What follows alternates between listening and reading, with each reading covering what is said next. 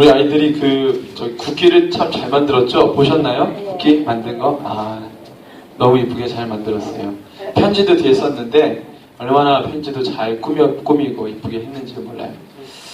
그 열방을 조금씩 이해하고 또 품기 시작했는데 우리 아이들이 더 많은 열방의 영혼들을, 세계 영혼들을 품을 수 있도록 많이 기도해 주세요. 우리 어르신도 이렇게 양옆에 보면은 국기 붙어 있는데 처음 들어보시는 국가도 있지 않으세요? 그죠? 뭐 카자흐스탄이라든가 뭐 키르기즈스탄 이런 데 처음 들으셨을 것 같아요. 세계 이제 나라로 치면은 지금 한 170개국이 있고요. 민족, 족속으로 분류하면 25,000개 족속이 있습니다. 그래서 민족이 있지만 나라를 갖지 못한 민족이 훨씬 더 많죠. 그 25,000개 중에 나라를 이루고 있는 민족이 170여 개밖에 안 되니까 그것도 한 나라에 또 여러 민족들이 다양하게 존재하고 우리 대한민국도 한민족 국가에서 다민족 국가로 바뀌었어요. 그래서 우리나라에도 다민족 국가 체제로 들어서기 시작했는데 이제 시대가 지나가면 지나갈수록 한 민족 국가는 아마 사라질 겁니다. 계속해서 여러 인종들이 섞이고 하다 보면은 다민족 국가, 미국이나 서구 국가들은 거의 다민족 국가로 바뀌었고 한민족 국가는 별로 없어요. 중국 같은 경우도 이미 피가 갈리고 다민족 국가 체제로 바뀐 지 오래됐습니다. 우리나라도 한민족 국가에서 다민족으로 바뀌었죠. 그래서 하나님이 세계를 이렇게 영혼들을 품을 수 있는 세계 시대로 이제 주님께서 이끌어 가신다는 생각이 듭니다.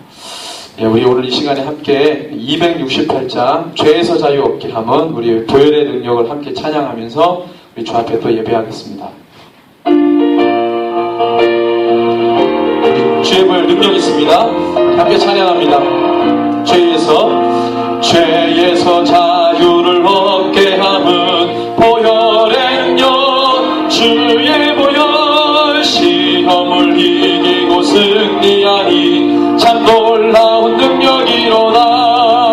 주의 보혈 능력 있도다. 주의 피 믿어 주의 보혈 그 어린 양이 매우 귀중한 피로 죄에서 자유 얻게 함은 죄에서 자유를 얻게 함은 보혈의 능력 주의 보혈 시험을 이기고 승리하니 참 놀라운 능력이로다매 주의 보혈 능력이 또다. 주의 피 믿어 주의 보혈 그 어린 양의 매우 귀중한 피로다. 육체의 정력을 이길 힘은 보혈의 능력 주의 보혈 정결한 마음을 얻게 하니 참 놀라운 능력이로다.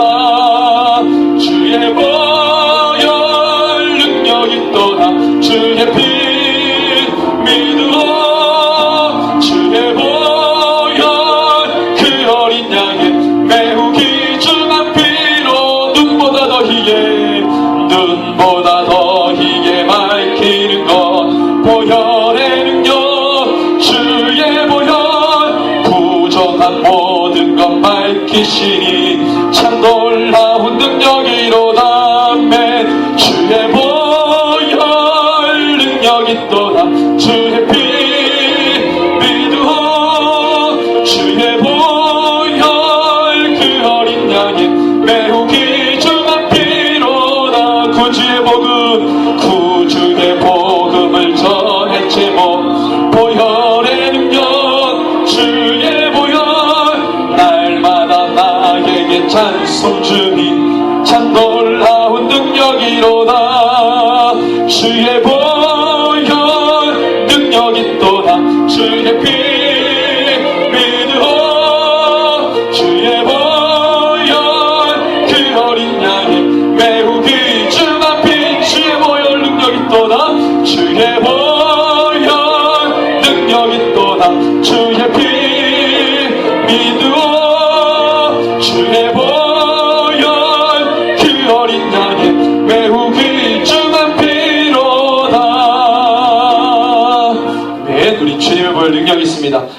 않는 주님 사랑 270장입니다. 우리 한 장만 더 넘기시면은 270장 변치 않는 주님의 사랑 찬양합니다.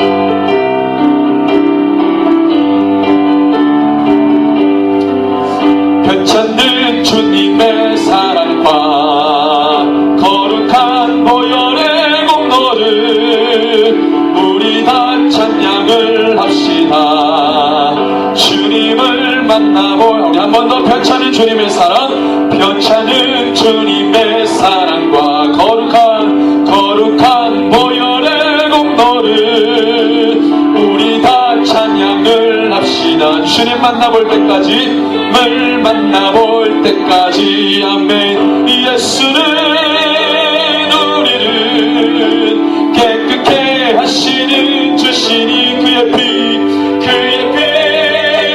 우리를 눈보다 더 희게 하셨네. 우리를 깨끗게 한 피는 무궁한 생명의 물일세. 생명의 구원을 받은 자 하나님 찬양을 합시다. 예수는 우리를 깨끗게 하시는 그의 피 우리를 눈보다 더 희게 주님의 거룩한 보혈 주님의 거룩한 보혈을 날마다 입으로 간증해 담대히 싸우며 나가세.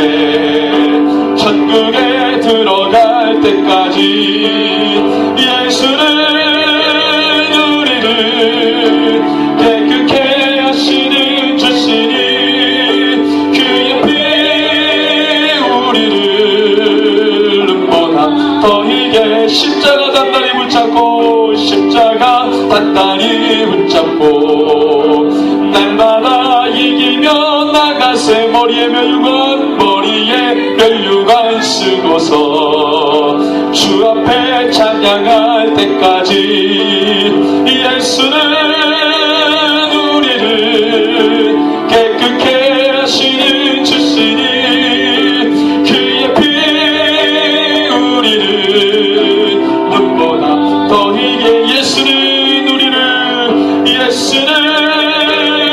우리를 깨끗게 하시는 주시니 그의 피 우리를 눈보다 더 희게 하셨네. 아멘. 우리의 죄를 영원토록 사하실 주님 찬양합니다. 288장 예수 나의 구주 삼고 288장입니다. 예수를 나의 구주 삼고 우리의 삶의 모든 것 대신 주님 함께 찬양하겠습니다. 288장 예수를 나의 구주 삼고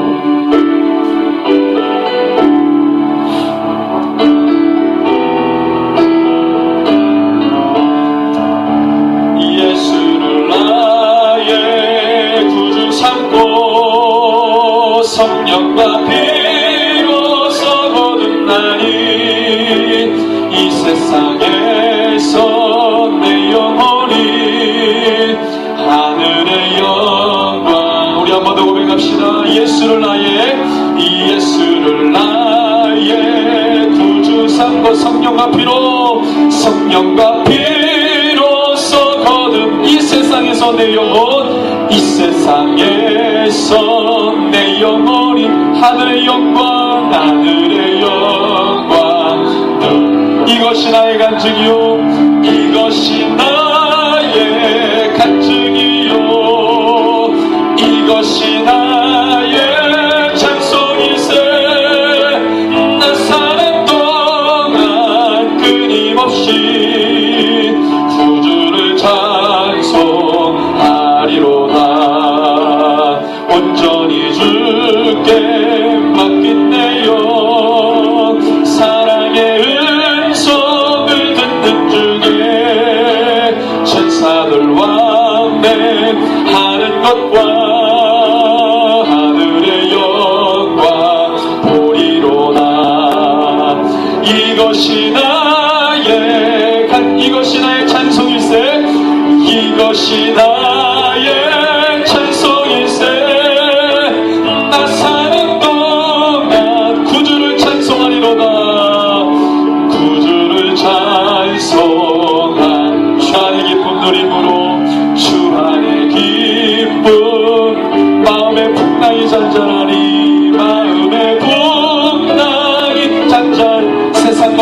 보고도 온 세상과 나는 구속한 주만 보이도다. 구속한 주만. 아멘. 이것이 나의 간증이요, 이것이 나의 간증이요, 이것이 나의 찬송일세. 나 사는 동안 끊임없이 구주. 우리 1절만 한 번 더 찬양합시다. 예수를 나의 구주 삼고 예수를 나의 성령과 피로 거듭나니, 성령과 피로써 거듭 이 세상에서 내 영혼, 이 세상에서 내 하늘의 영광 누리도다. 하늘의 영광. 아멘 아멘. 이것이 나의 간증이요, 이것이 나의 간증이, 이것이 나의 찬송, 이것이 나의 찬송일세. 나 사는 동안 끊임없이 우리 주님만 예배하고 찬양합니다. 이것이 나의 간증이요, 이것이 나의 간증이요, 이것이 나의 찬송일세. 나 사는 동안 끊임없이 구주를 찬송하리로다. 우리 함께 기도할 때에 주님, 우리가 주님 오시는 그날까지 우리가 주님을 예배하고 우리가 주님을 찬양하는, 우리 구주를 찬양하는 하나님 아버지 이 예배를 계속되어 질 수 있도록 주님께서 우리와 함께해 주십시오라고 우리의 삶의 예배가 계속적으로 드려지길 원합니다. 우리 이렇게 고백하면서 함께 시간 기도하겠습니다.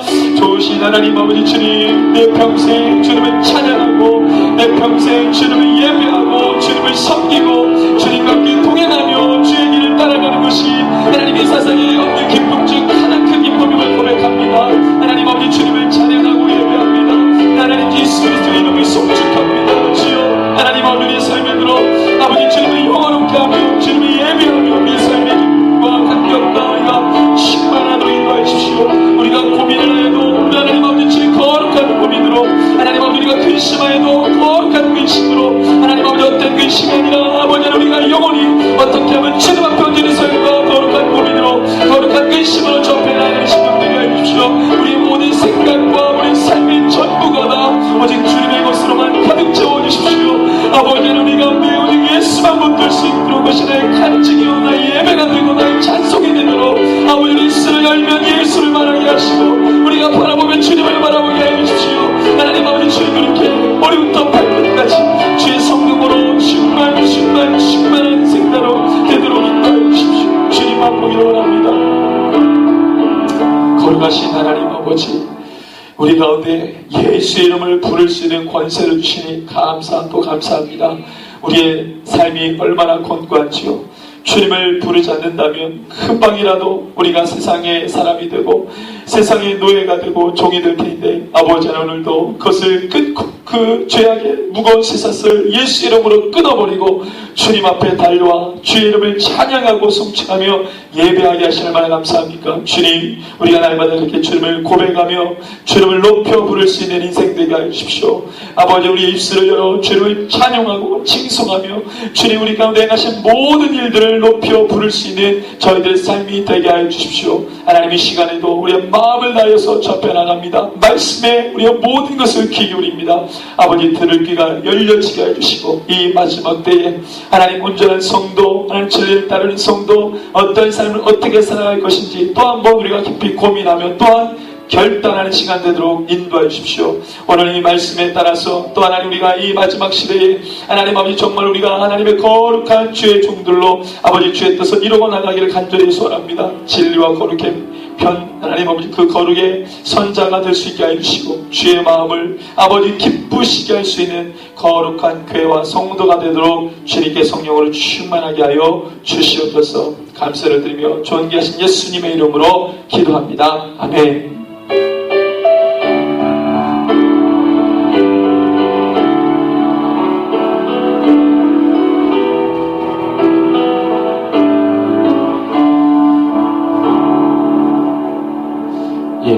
할렐루야. 우리 하나님, 우리 진리의 우리 주님이신데요. 우리 하나님께서 우리 가운데 정말로 이 말씀의 내용과 같이 하나님께서 우리에게 거짓을 주시는 게 아니라 우리가 진리를 주시고 생명을 주시고 능력을 주시고 주님 우리를 구원을 주실 줄로 믿습니다. 주시는 줄로 믿습니다. 우리가 이 시간에 말씀을 대하기 전에 영상 하나를 잠깐 보겠습니다. 영상은 이 시대가 어떻게 변화하고 있는지, 세계가 어떻게 변화하고 있는지 그것을 우리가 단적으로 볼 수 있는 영상 자료입니다. 그래서 여러분들 보시고 시대가 이렇게 변화하고 있구나, 기도해야 되겠다, 이런 동기부여가 되는 영상이 되었으면 좋겠습니다. 뒤에 불 좀 꺼주세요.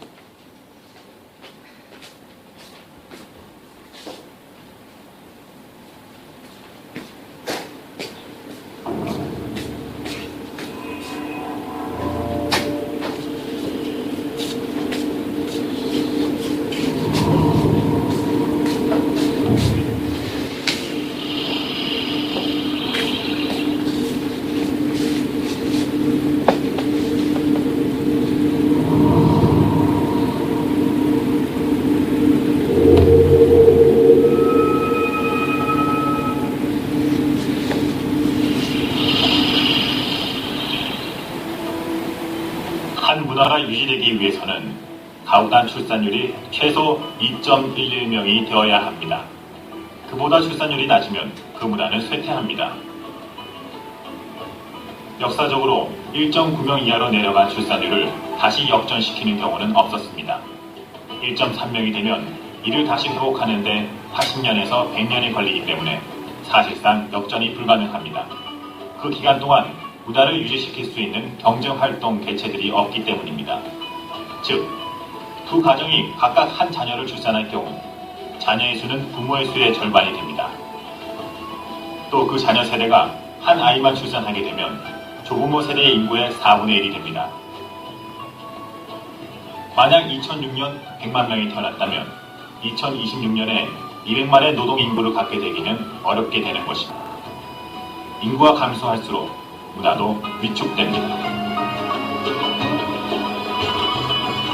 2007년 유럽 출산율은 프랑스 1.8명, 영국 1.6명, 그리스 1.3명, 독일 1.3명, 이탈리아 1.2명, 그리고 스페인 1.1명입니다.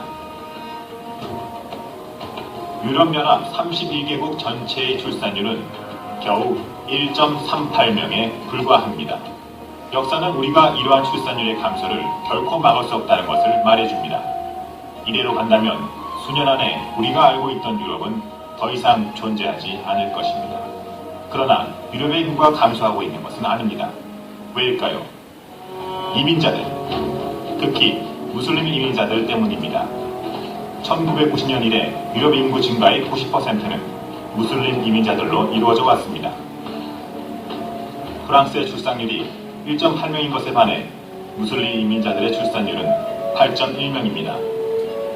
전통적으로 세계에서 가장 교회 수가 많던 지역인 프랑스 남부 지역에는 현재 교회보다 더 많은 모스크가 있습니다. 프랑스의 20세 미만 인구의 30%는 이슬람입니다. 니스, 마르세유, 파리 등 대도시에서는 45% 이상이 이슬람입니다. 이런 추세라면 2027년에는 프랑스인 5명 중 1명이 무슬림이 될 것입니다. 불과 39년만 지나면 프랑스는 이슬람 국가가 될 것입니다. 지난 30년간 영국의 무슬림 인구는 8만 2천 명에서 250만으로 30배 증가했습니다. 1000개 이상의 모스크가 있는데 그 중에 많은 수가 전에는 교회였던 곳입니다. 네덜란드에서는 신생아의 절반이 무슬림입니다. 15년 안에는 네덜란드의 인구의 절반이 무슬림이 될 것입니다. 러시아에서는 2300만의 무슬림이 있는데 이것은 5명 중 1명꼴입니다. 얼마 지나지 않아 러시아군의 40%가 무슬림이 될 것입니다. 현재 벨기에 인구의 25%, 그리고 신생아의 절반은 무슬림입니다. 벨기에 정부는 2025년에는 유럽 어린이의 3분의 1이 무슬림 가정에서 태어날 것이라고 발표했습니다. 이는 불과 17년 후입니다. 이것을 처음으로 공식 발표한 독일 정부의 최근 성명은 독일은 인구 감소를 막을 수 없다. 급격한 인구 감소는 더 이상 돌이킬 수 없다. 2050년에는 무슬림 국가가 될 것이다 라고 했습니다.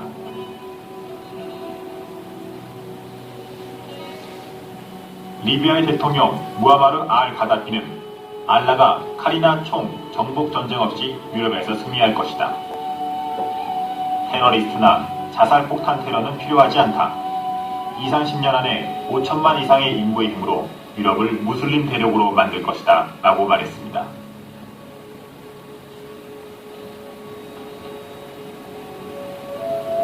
지금 현재 유럽에는 5,200만의 무슬림이 있습니다.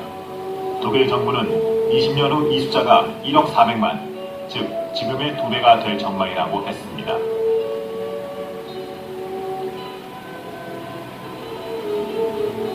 캐나다도 비슷하여 출산율이 1.6명인데 문화를 유지하는 데 필요한 출산율보다 거의 1명이 모자라는 수준입니다. 지금 이슬람은 가장 빨리 성장하고 있는 종교입니다. 2001년에서 2006년 사이 캐나다의 인구는 1,600만이 증가했는데 이 중 1,200만은 이민자입니다.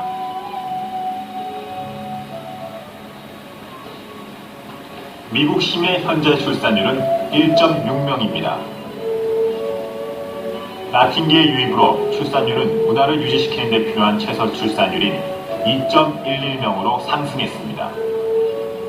1970년 미국에는 10만의 무슬림이 있었습니다. 그러나 현재 무슬림 인구는 900만이 넘습니다. 세계는 변화하고 있습니다. 이제는 깨어날 때입니다. 3년 전 시카고에서 24개 이슬람 단체 연합이 있었습니다. 이 회의 내용을 보면 그들이 언론, 정치, 교육 등을 통해서 어떻게 미국의 이슬람을 포교하려는지에 대한 자세한 계획을 알 수 있습니다. 시카고 이슬람 전략회의에서 30년 후에는 미국에 5천만의 무슬림이 살고 있을 것이라는 현실을 미리 준비해야 한다라고 했습니다. 우리가 사는 이 세상과 우리의 자녀와 후손들이 살게 될 세상은 전혀 다른 세상이 될 것입니다. 최근에 카톨릭에서도 유럽 내 이슬람 인구가 그들의 신도수를 막 능가하였다라고 보고했습니다. 현재와 같은 추세로 성장한다면 5년에서 7년 사이에 이슬람은 세계에서 가장 지배적인 종교가 될 것이라는 것을 연구를 통해 알 수 있습니다. 변화하고 있는 세계에 복음을 전하는 일에 그리스도인으로서 동참할 것을 촉구합니다. 이제는 행동해야 할 때입니다.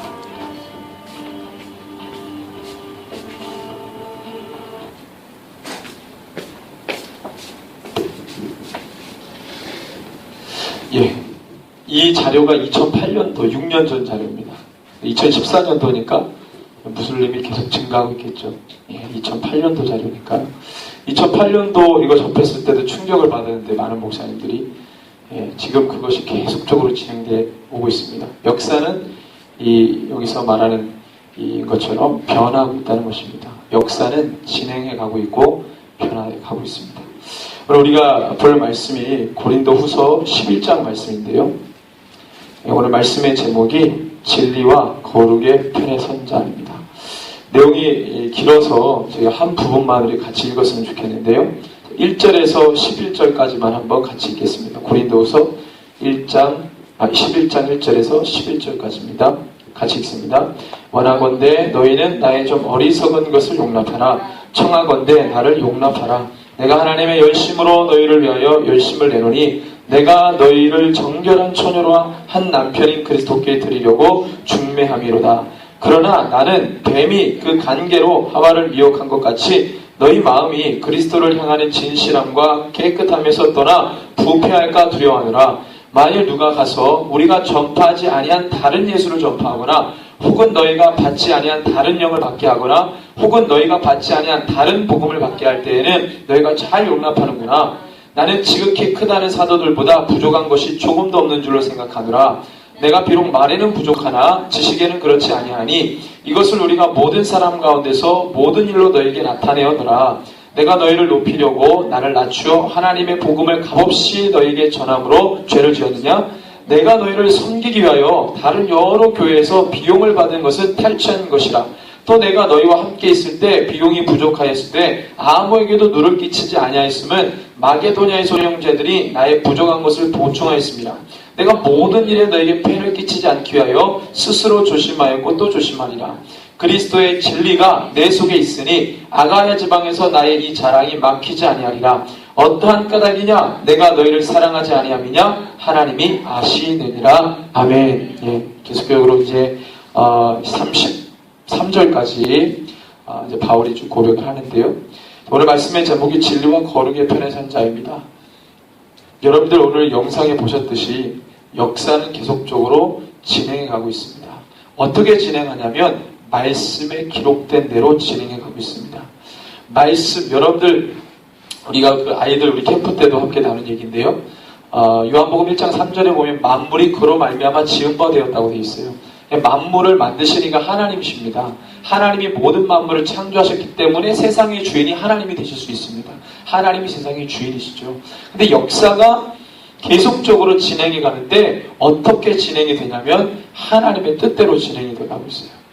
하나님의 뜻은 말씀이거든요. 성경이거든요. 그 성경을 아는 자가 곧 이 세계가 어떻게 변화하고 있는지를 직시하고 제대로 정확히 분명히 알 수 있다는 것입니다.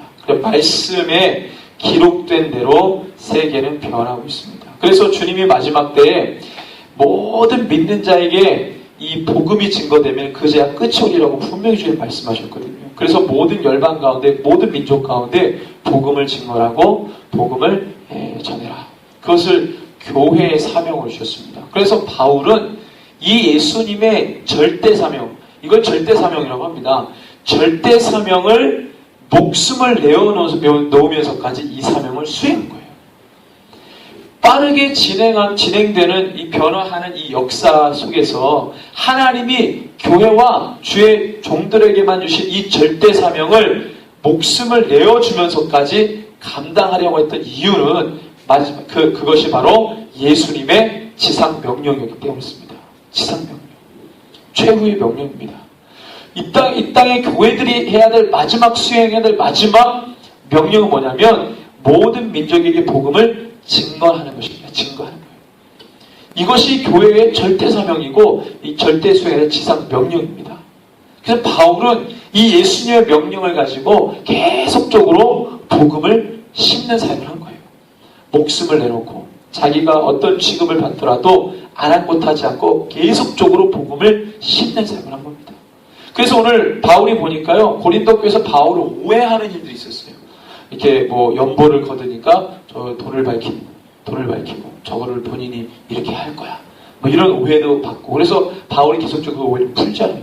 근데 오해를 푸는데 믿어주질 않아요, 사람들이. 바울은 그렇지 않다고 하는데 주변의 시선은 곱지가 않습니다. 뭐 이런 어떤 오해를 받고, 또 바울이 사도직으로서 이 예루살렘 공회 12사도가 인정하지 않는데 본인이 자꾸 사도라 그러니까 나중에는 이제 예루살렘 공회에서 인정을 해줬죠. 사도직분에도 인정해줬지만 계속해서 꼬리에 꼬리를 무는 의구심을 갖는 그리스도인들이 있었어요. 끝까지 예루살렘 교회에서 인정을 나중에 해줬는데도 불구하고 계속적으로 바울의 사도직에 대해서 꼬리에 꼬리 의욕을 무는, 계속 그거 가지고 괴롭히고 고통스럽게 하는 거죠. 바울이 가는 곳마다 얘기합니다. 그러니까 주변에서는 의심의 눈초리로 보고 주변에서는 계속적으로 복음을 어떻게 해요? 생명을 내어면서까지 예수님의 지상 명령을 수행하기 위해서 복음을 심는 바울에게 주변의 사람들이 어떻게 계속적으로 방해하고 발목을 붙잡는 거예요. 그들은 뭐합니까? 같은 교회인데 주님의 절대 사명을 이루려고 하지 않고 오히려 뭐하는 거예요? 방해하는 거예요. 그러니까 이게 두 개가 부딪히고 충돌되죠. 그래서 바울이 계속적으로 고린도 교회나 어느 교회든지 갈 때 자꾸만 해명하고 자꾸만 이야기합니다. 오늘 말씀의 뒤에 보면은요, 이 바울이 사역을 하면서 받은 고난에 대해서 쭉 얘기를 해요. 계속 얘기합니다. 내가 얼마나 많은 수고를 당했는지, 얼마나 많은 고난을 당했는지 이 바울이 계속 간증을 합니다. 그건 뭐예요? 왜 간증합니까? 사람들이 동조하지 않기 때문에. 그래서 계속 얘기하는 거예요. 저와 여러분들 예수님을 믿고서요, 예수님을 위해 생명을 던질 각오가 돼 있으십니까? 아멘. 아멘. 그렇죠? 예수님을 위해 생명을 던질 각오가 있어야 되는 거예요. 그것이 바로 하나님께서 주의 종이라 말씀해 주시는 겁니다. 바울이 그 당시에 싸워야 될 여러 가지 상황들이 있었는데요. 말씀을 좀 보면은요, 제가 아까 말씀드린 그 사도직에 대한 부분들도 있지만 오늘 말씀해 보니까 3절에서 보면은 계속적으로 나오는 게 다른 복음, 다른 영, 다른 예수, 이것을 언급합니다. 바울이 자기의 신상에 대한 오해에 대해서 풀려고 하는 것도 좀 바빴는데, 사실 바울은 그것보다 더 중요한 게 뭐냐면 교회 안에 다른 예수, 다른 영, 다른 복음을 전하는 상황에 대해서 좀 가슴이 아팠어요. 바울의 신상에 대해서 공격하는 것은 바울이 어느 정도 감당을 하는데, 교회 안에 예수를 믿었지만 다른 영, 다른 복음, 다른 일, 진짜처럼 믿는 그리스도인들에 대한 가슴 절절한 이 애끓는 마음이 안타까운 거죠. 그럼 어떻게 못하는 거예요? 본인의 신상에 대한 어려움이라는 것은 얘기를 하면 그래도 한 열에 한 명 정도는 또 이렇게 믿는 사람이 있지만, 이 신앙생활을 하는데 자꾸만 진리를 붙들지 않고 세상을 붙들려고 하는 그리스도인들은요, 여러분들 방법이 없는 거예요. 방법이. 이렇게 얘기해도 안 되고 저렇게 참, 나는 내 길을 가겠다. My way. 나는 내 길을 가겠다. 이렇게 얘기해도 흘려듣고 저렇게 해도 흘려듣고 난 내 길을 가겠소. 가는 거예요. 변하지 않습니다. 그러니까 바울이 그게 너무 답답한 거예요. 그러니까 바울이 뭐라고 얘기하냐면 4절에 이렇게 얘기합니다. 바울도 농담 잘하는데, 만일 누가 가서 우리가 전파하지 않은 다른 예수를 전파하거나 혹은 너희가 받지 않은 다른 영을 받게 하거나 혹은 너희가 받지 않은 다른 복음을 받게 할 때 너희가 잘 용납하는구나. 진리를 먹여주려고 하면 잘 안 먹으면서 다른 것을 먹여주려고 하면 잘도 받아 먹는구나, 이 얘기입니다. 하나님이 성도와 교회만 먹어야 되는 그 진리를 줄 때에는 안 먹는다고 막 이렇게 피해 다니는데요. 애들 밥 먹으라 그러면 안 먹는 것처럼. 이게 몸에 좋은 거고 건강한 거야. 채소 먹어야 돼, 야채 먹어야 돼, 과일 먹어야 돼. 자꾸 막 고기만. 우리 첫째 아들 얼마나 고기만 먹는지. 채소, 야채, 과일을 안 먹으려고 그래요. 근데 당장은 이 혀에 고기가 맛있잖아요. 그렇죠? 고기 맛있잖아요. 그러니까 그 고기는 먹는데 이 몸에 별로 안 좋으니까. 그렇지만 부모의 입장에서 뭐예요? 맛있는 것도 먹여주고 싶지만 몸에 좋은 야채와 과일을 먹어라. 이게잖아요. 그래서 이제 그걸 먹어야 되는데 안 하는 거죠. 마치 어른들도 마찬가지예요. 진리를 먹어야 되는데 뱉어내요. 자꾸 내 길을 가겠다 이거예요. 뱉어내고 뭐야? 자기가 먹고 싶은 거 먹는 거예요. 건강에 불균형이 오겠죠. 영적인 것도 불균형이 오는 겁니다.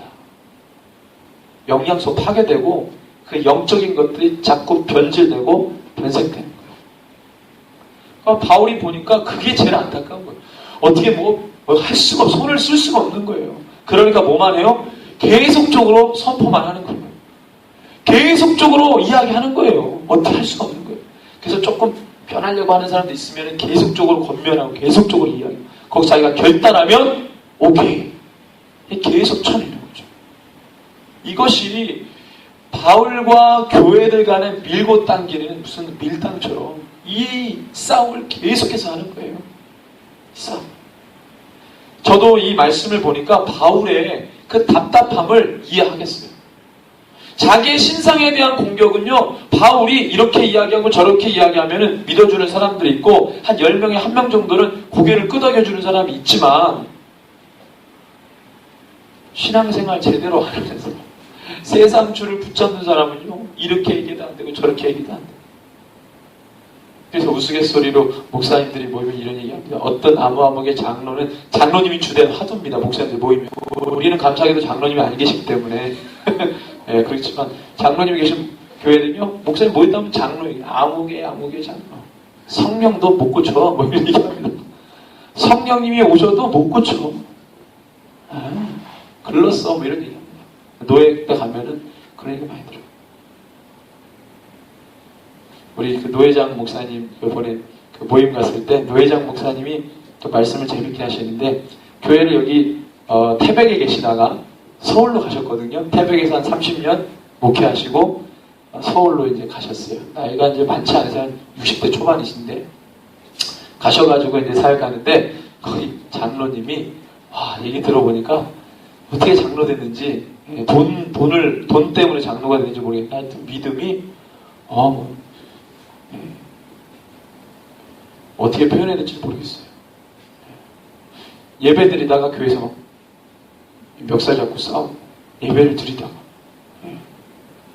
자기 기분 나쁘다고 팍 일어나서 나가버리고 술 먹는 장로는 제가 경험해봤지만 또 예배 때 막 기분 나쁘다고 확 일어나서 나가버린 장면 또 처음 들어요.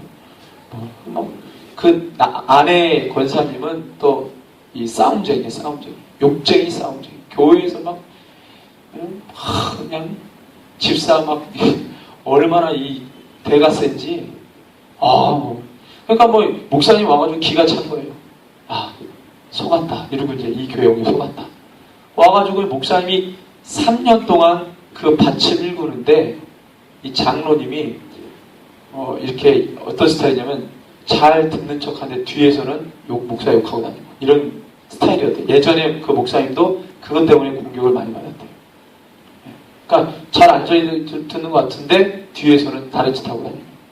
그러니까 목사님이 영적으로 딱 본 거예요. 이 장로님에 대해서. 영적인 실체를 딱 본 거예요. 그 아내 권사님 말할 것도 없고. 그러니까 이제 이 두 가면을 쓰고 있는 거죠. 그 목사님이 워낙 기도를 많이 하시고, 우리 우리 입당 예배할 때 우리 설교하셨던 목사님이에요. 영적으로 딱 본 거예요.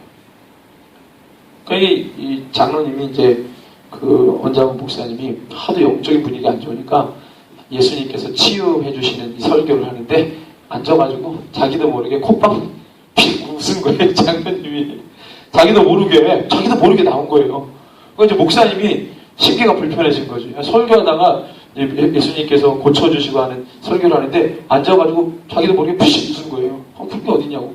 그러니까 이제 목사님이 영적으로 하나님께서 저 아들 이제 이렇게 치는 어떤 그런 이제 마음을 주신 거예요. 근데 이제 너무 불쌍하니까 목사님이 기도하는 가운데 하나님께서 이제 몇 개월 후에 그 딸이 아주 엘리트인데 하나님 어떻게 일하시냐면 피 웃었잖아요. 예수님이 그 기적하는 이 치료의 기적하는데 그 딸을 교통사고를 나게 해가지고 완전히 뼈가 다 으스러진 거예요. 온몸에 뼈가 나. 몇 개월 후에 완전히. 그러니까 난리가 난 거예요. 병원에 응급실에 갔는데 이거는 가망 없다고 그러고 이제 난리가 난 거예요. 몸이 완전히 으스러져가지고 뼈가 다. 그러니까 장로님이 이 엘리트 딸이 얼마나 귀해요. 애지중지 키운 딸인데 엘리트 딸이 막 으스러져가지고요. 그래가지고 이게 어떻게 할 수 없어가지고 이제 목사님을 부른 거예요. 이 장로가 울면서 목사님 사고 났다고. 목사님 이제 딱 안 거죠. 하나님께서 뭔가 일을 하시는구나. 그래가지고 목사님 또 가셨어요. 가가지고 딸이 완전히 숨만 헐떡헐떡 쉬고요. 병원에서 다 뼈가 다 으스러지고 머리부터 발끝까지. 이제 하나님께서 하신다는 이거를 딱 감지하시고 목사님이 기도를 해주시고, 우리 이제 노회장 목사님이 신유 연서가 있으시고요. 30년 동안 그거 사역하셨는데 기도를 하는데 그 현장에서 있었던 그 현장에서 거기에 오빠, 그 다음에 이 장로님, 아내 권사, 아들 하나, 딸 하나니까 그 딸이 완전히 이렇게 된 거예요. 그 다 보는 앞에서 목사님이 기도를 하는데 딱 손을 떼니까 갑자기 몸이 막 이렇게 움직이더래요. 그러니까 막 장로님이 그걸 보고 눈이 동그라진 거야.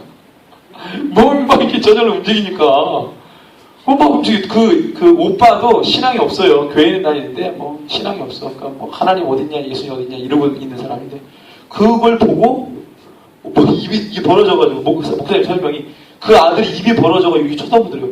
딸이 몸이 막 이렇게 돌아가니까. 그러니까 이 딸이 너무 놀라가지고 아빠 왜 이래 이러면서 막 목사님은 그런 거 하도 많이 보시니까 이제 사역하면서 다시 한번 기도를 해주시고 기도를 했는데 이렇게 막 몸이 돌다가 이제 이게 그게 경련 같은 게 딱 오고 몸이 이제 가만히. 이제 목사님이 그것만 딱 해주시고 이제 교회 집으로 오신 거죠. 그 주에 그 딸이 교회를 나왔어요. 네. 멀쩡하게 온 거예요, 멀쩡하게. 그래가지고 이 장로님이 그때부터 우리 목사님 하고 그때부터 이 아내 권사도 교회에서 완전 싸움쟁이였거든요. 막 배 이렇게 밀고 막 싸우는 사람이었는데 순한 양이 돼가지고 정리를 하나님이 그렇게 하십니까? 하나님께서 하시면은요, 그 하나님의 일들에 대해서 비웃으면 하나님이 그렇게 일해요. 바로 그런 일이 벌어진 거예요. 그 목사님이 저번에 그 얘기를 해가지고 우리 그 목사님들이 그러냐고 그런 얘기를 했었는데 하나님께서 그렇게 일하시는 거예요. 이게 하나님의 방법이고 하나님이 일하십니다. 우리 하나님 살아계십니다. 그렇죠? 그래서 우리가 그것을 믿으면 그 역사를 보는 거예요. 믿음이 없어서 못 보는 거죠. 그 하나님이 우리에게 뭐 하고 싶어 하시냐면 찢어지고 상한 영혼이 회복되길 원하시는 거예요. 주님 밖에 나갔다가도 그 영혼 나갔으니까 말어가 아니라 그 영혼이 주께로 돌아오는 것을 그렇게 원하시는, 그게 그 마음을 바울에게 주신 거예요. 그러니까 바울은 하나님 앞에서 믿음 생활 잘하고 하는 그것을 보고 싶은데 예수를 믿노라 하면서 예수 밖에 사는 사람하고 똑같이 사니 다른 복음과 다른 예수와 다른 이 영을 받아서 살려고 하니까 바울은 가슴이 답답해요. 그게 고통이었다는 것입니다. 그래서 잘 용납하는구나. 너가 다른 복음을 받게 할 때는 잘 용납하는구나. 이게 바울의 탄식이었어요. 자, 그리고 난 다음에 이 7절 말씀에 보니까요. 내가 너희를 높이려고 나를 낮추어. 그렇게 말합니다. 너희를 높이려고 자기를 낮춘다는 거예요. 복음을 값없이 너에게 전함으로 죄를 지었느냐. 바울이 이 교회들을 섬길 때에는요. 물론 그가 하는 사역 자체는 굉장히 크지만 그 사람들을 대면할 때에는 내가 크다라고 하지 않고 내가 너희들을 섬긴다 낮은 자세로 그들에게 다가갔다고 이야기를 하는 거예요. 그런데 어떤 오해를 자꾸 받냐면 바울이 자꾸 사람들 위해 군림하려고 한다. 이런 자꾸 오해를 자꾸 받는 거예요. 그러니까 바울은 그것을 이제 계속해서 이제 푸는 것이죠. 내가 너희를 섬기기 위하여 다른 여러 교회에서 비용을 받는 것을 받은 것은 탈취한 것이다. 탈취한 것이냐? 또 내가 너희와 함께 있을 때 비용이 부족하였을 때 아무에게도 누를 끼치. 그러니까 바울은 이 사역들을 하면서 어떻게 하면 저들이 시험당하지 않게 하기 위한 생각을 하고 조심스럽게 다가가는 거죠. 조심스럽게. 그래서 어떤 이 사역적인 비용이 필요할 때 마게도냐, 더 가난한 고린도 교회보다 더 가난한 교회가 바울의 필요를 채우고 더욱 섬기는 거예요. 하나님의 역사가 이상한 거예요. 넉넉한 고린도 교회는 바울이 개척했음에도 불구하고 그걸 생각하지 않는 거예요. 오히려 바울을 공격하고. 그런데 이 고린도 교회보다 더 연약한 마게도냐 교회는 사람들이 얼마나 잘 훈련됐는지 그 가난한 교회가 바울을 그렇게 섬기는 거예요. 그러니까 자꾸만 어디 갈 때 마게도냐 교회가 그러고 계속 소개하잖아요. 이것을 여러분들 누가 아실까요? 누구만 아실까요? 하나님만 아시는 거예요. 하나님하고 바울만 아는 거예요. 누구도 몰라요, 이거는. 그러니까 답답한 거죠. 10절, 11절을 같이 한번 읽겠습니다. 그리스도의 진리가 내 속에 있으니 아가야 지방에서 나의 이 자랑이 막히지 아니하리라. 어떠한 까닭이냐? 내가 너희를 사랑하지 아니함이냐? 하나님이 아시느니라. 진리가, 그리스도의 진리가 내 속에 있으니.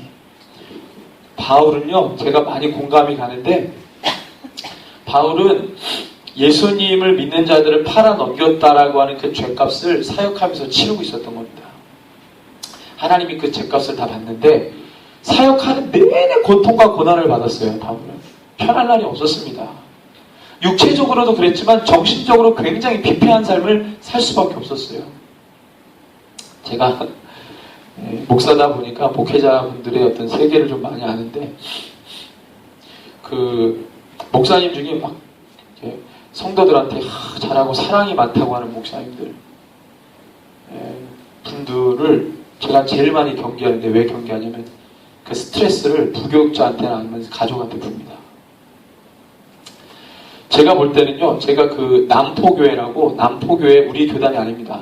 그 합신교단의 목사님인데 남포교회라고 있어요. 그 남포교회 무슨 목사님이신데 그분 설교를 제가 예전에 많이 들었거든요. 그분도 이렇게 저렇게 이제 듣게 되는데 설교가 막 치는 설교예요. 그분 설교가. 근데 교회는 되게 커요. 치는 설교인데 사람들이 그 예배 때 막 설교 듣고 웁니다. 그래서 이렇게 하는 설교가 아니고 막 치는 설교예요. 목사님도 되게 빼짝 마르셔가지고 목사님도 카랑카랑하고 막 이렇게 죄를 막 이렇게 합니다. 그런 분들의 뒷얘기를 들어보면 사랑이 얼마나 많은지 몰라요. 근데 막 사랑 얘기하는 이 교회 목사님들 대부분 그 스트레스를 가족한테 풀거나 부교육자들한테 풀어요. 그런 목사님들 제가 많이 알거든요. 바울을 보십시오. 바울의 서신서들을 보면은요, 바울은 이렇게 교회 안에 죄나 이런 안 좋은 것들이 흐르면은요, 그걸 대번에 딱 얘기합니다. 근데 그가 그럼 사랑이 없어서 그런가? 아니라는 거예요. 여기 오늘 말씀해 보니까, 자, 그리스도의 진리가 내 속에 있으니 아가야 지방에서 나의 자랑이 막히지 아니하리라. 이게 무슨 교만한. 자, 어떠한 까닭이냐? 내가 너희를 사랑하지 아니함이냐? 하나님이 아시느니라. 진리가 그 속에 있으면 죄를 보고 그냥 지나갑니까? 진리가 내 속에 있는데 그럴 수가 없습니다. 반드시 삽으로든 칼로든 그걸 죄를 떠가지고 밖에다 버리는 거예요. 그리고 치는 거예요. 하도 바울의 글이나 이런 거 보면 자꾸 치내니까 사람들이 바울이 사랑이 없는 줄 알았어요. 그러니까 바울이 뭐라고 그래요? 내가 너희를 사랑하지 아니함이냐? 내가 너희 사랑 안 하는 것 같아? 하나님이 하셔. 그 얘기입니다. 누구만 알겠어요, 그 마음을. 부모가 자식 잘 되라고 매를 듭니다. 미워서 매를 들겠어요? 아니에요. 근데 자식의 입장에서는 엄마 아빠가 내가 싫은가 보다. 그거는 이제 수준이, 그죠? 성장하지 못한 아이들은 그렇게 생각하겠죠. 우리 조선시대 때 유학자들이, 선비들이 자녀 교육을 어떻게 시킵니까? 집에 다 뭐가 있어요? 회초리가 있어요, 회초리. 그 지성과 이성이 뛰어난 유학자 집안 모든 집에요. 양반 집에 뭐가 있냐면 회초리가 다 있어요, 회초리. 그 회초리 뭐 하는 거예요?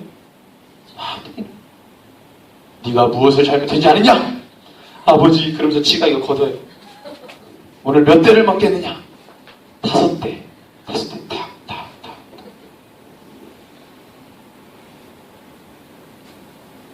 그래서 선비, 이 유학이라고 하는 것이 이 질서 개념이 있거든요. 질서 개념.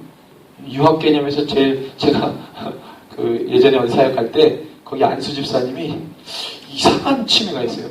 유학 서적을 탐독하는 집사님이 있었어요. 그 자기를 소개할 때 나는 유학자입니다. 이런 거예요.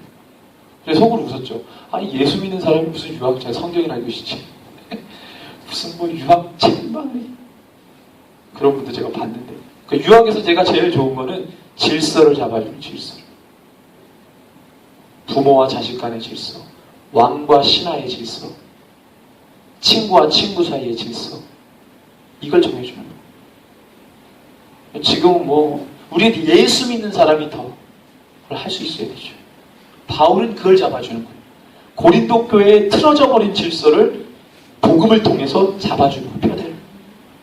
가정에 틀어진 질서를 복음을 통해서 질서를 잡아주는 거예요. 이게 바울의 노력입니다, 여러분들. 오늘 말씀의 제목이 진리와 거룩의 편의 선자인데요. 제가 한번 묻고 싶습니다. 여러분들, 진리와 거룩의 편의 선자가 맞습니까? 진리와 거룩의 편의 선자. 저는 바울과 고린도 교회를 저울질을 해보면요, 진리와 거룩 편의 선자는 바울. 세상과 주님 사이에서 두 쪽에 발을 딱 담그고 왔다 갔다 하는 고린도 교회. 무게중심이 어디에 있어야 합니까? 이거는 경계입니다, 경계. 이렇게 길을 가다가 개가 어디 똥을 딱 싸놨어요. 제가 어디 이렇게 가는데 공원에 어떤 아주 이렇게 젊으신 분인데 개를 이렇게 데렸어요. 개가 애완견인데 똥을 딱 싸면은 그걸 치워줘야 되잖아요, 주인이. 안 치우고 가더라고요. 속으로 제가 엄청 욕했어요. 그 사람. 기본이 안 돼 있구나. 다른 사람 생각지 않는 거. 가다가 똥이 이렇게 있어요. 그럼 여러분들 그 똥을 밟고 갑니까? 봤으면 피해 갑니까? 피해 가죠. 죄가 있어요. 죄를 봤어요. 죄를 저게 죄라는 걸 알아요.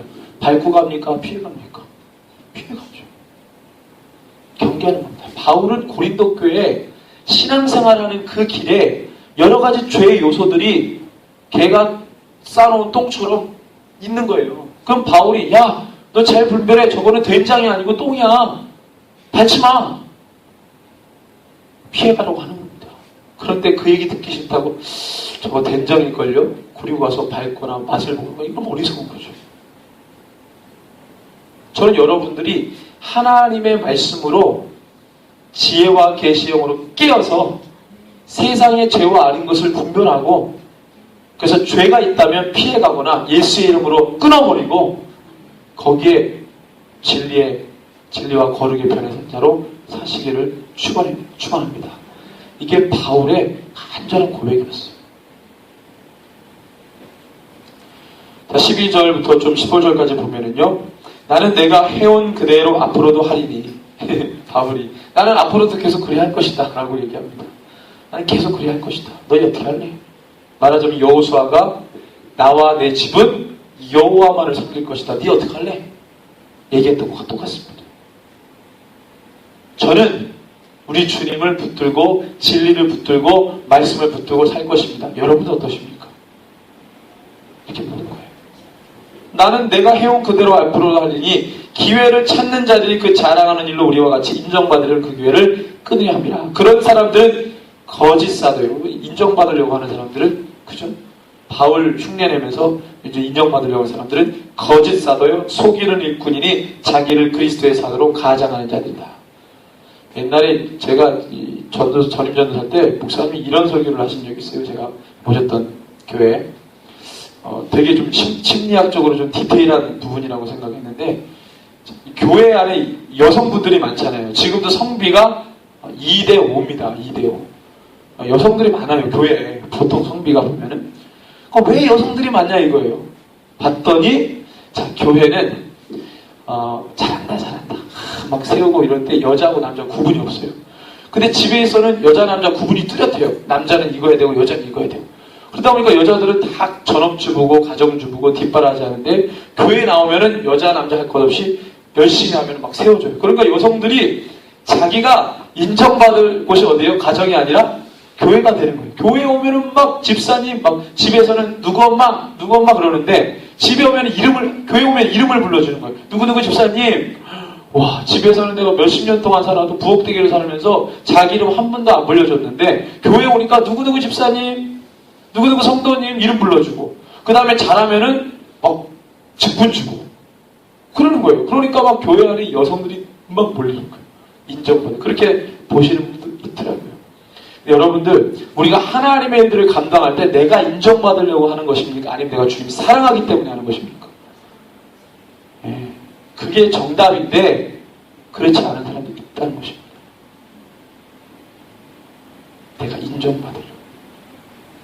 근데 우리가 시작을 성령으로 했다가도 육체로 마칠 수 있죠. 내가 하나님 사랑해서 시작했다가 인정받으려는 욕구가 작아서 이게 무너지면은 이제 안 하는 거예요. 또 이렇게 인정 못 받으면 안 하고. 그러니까 주님을 사랑해서 하는 게 아니라 인정을 받으면 좋아서 하다가 인정 못 받으면 안 하는 거예요.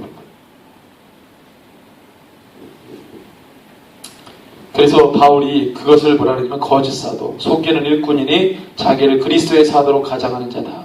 이것은 이상한 일이 아니니라 사탄도 자기를 광명의 천사로 가장하리니 그러므로 사탄의 일꾼들도 자기를 의의 일꾼으로 가장하는 것이 또한 대단한 일이 아니니라. 그들의 마지막은 그 행위대로 되리라.